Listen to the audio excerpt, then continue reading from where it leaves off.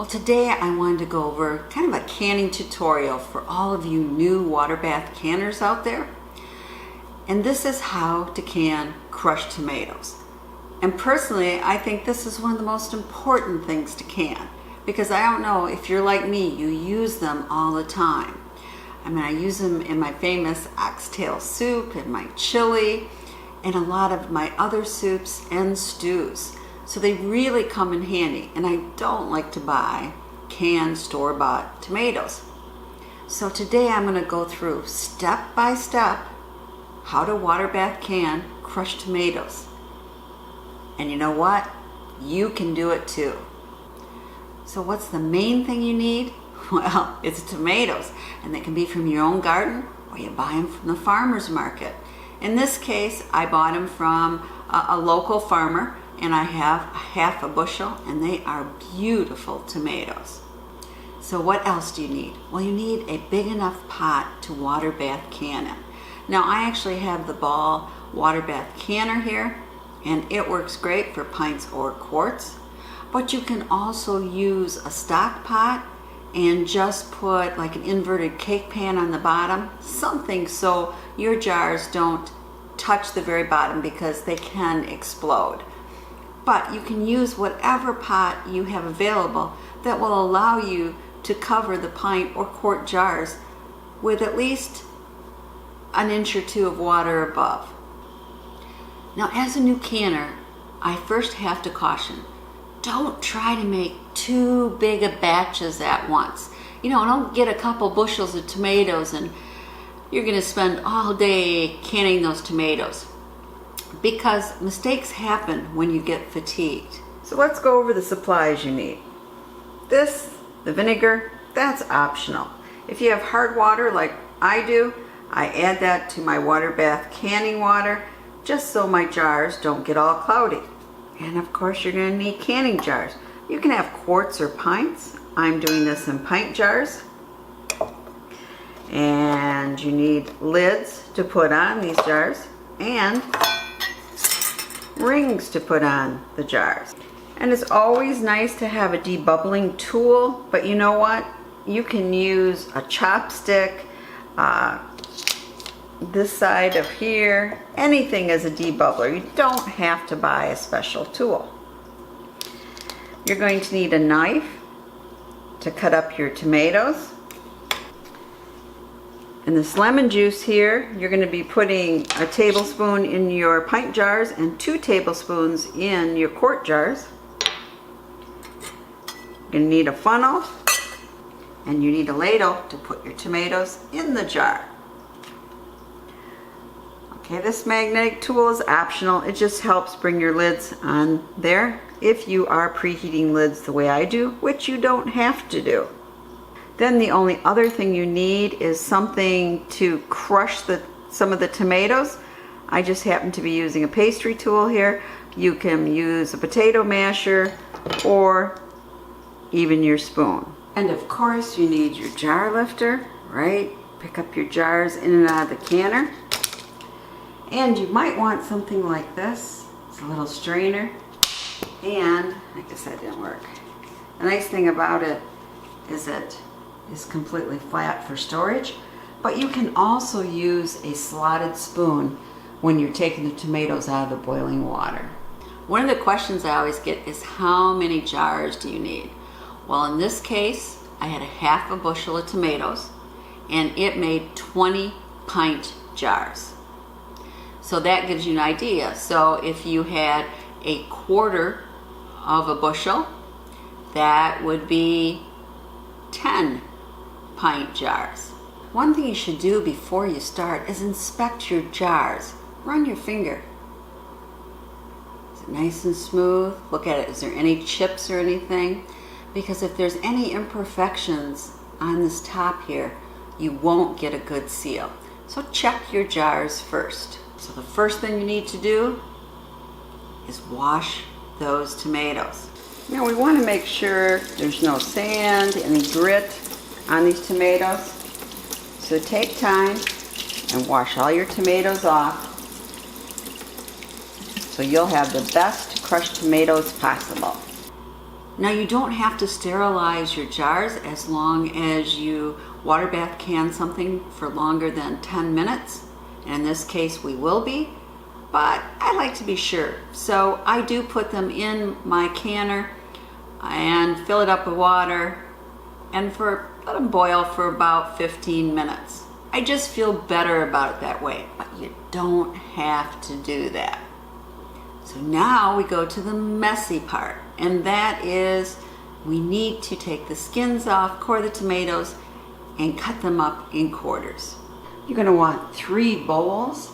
This is going to be for your cut up, your quartered tomatoes. Over here, this bowl will have cold water and ice in it. And way in the back here, that bowl will be for your skins and your cores. While you're washing your tomatoes, put a big pot of water on, and you're going to want it to come to a boil. Let's dip some of our tomatoes here in the boiling water. Be careful not to burn yourself. Now we're going to leave them in here, 30 seconds to a minute, till when the skin starts curling up. Okay. So something like this is great for draining it. And can you see there, the edge? I'm going to put it in that ice water.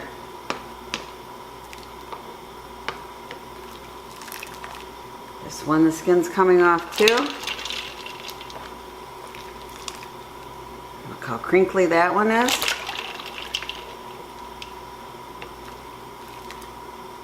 And here the skin's coming off all by itself. Now you want to give them time to cool off a bit. Next, I'm going to core them.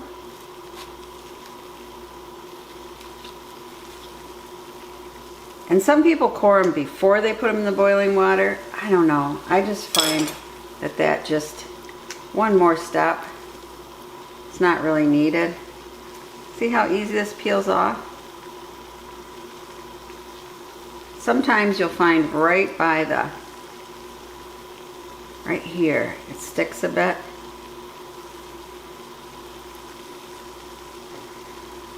And this is harder for me to peel because I'm not in the position that I usually would be because of the camera.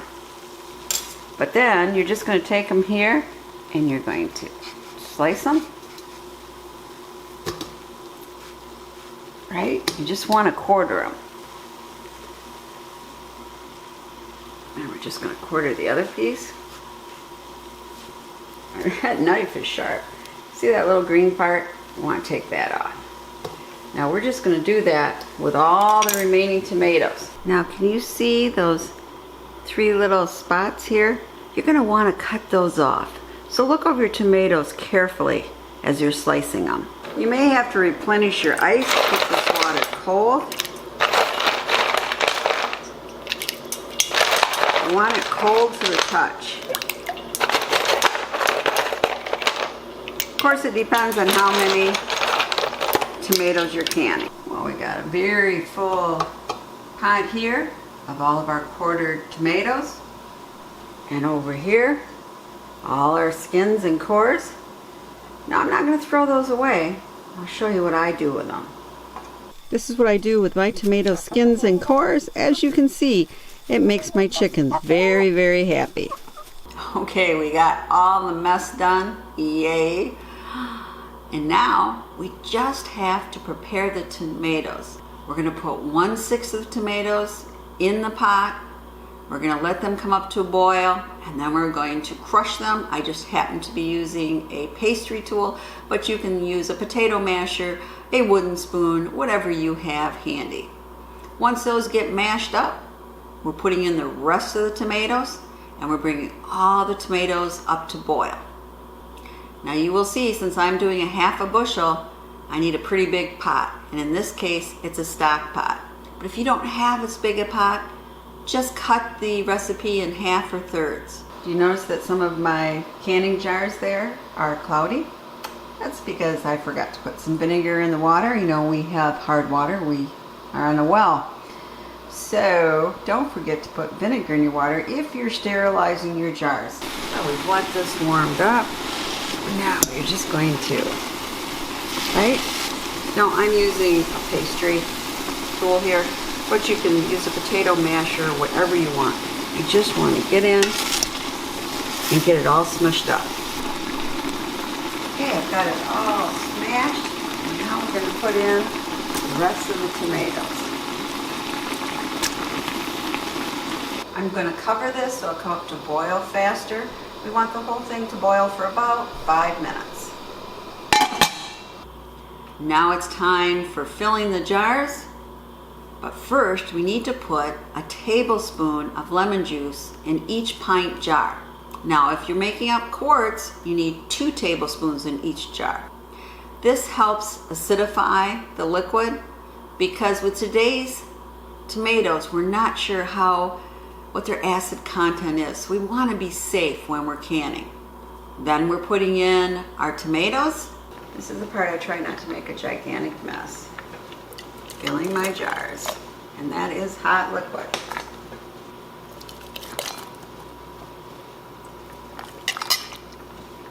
Now, it looks like we have a little too much there. And you might overfill it. If you do, take a little out. It happens.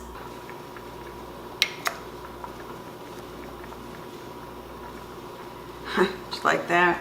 I had to take out one piece there. It was really over what it should be. Now it's time to debubble our fluid there.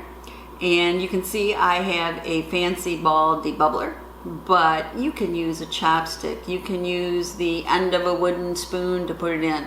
Whatever, we're just trying to make sure there are no air bubbles in our product. Then we're going to carefully wipe the rims because we want a good seal.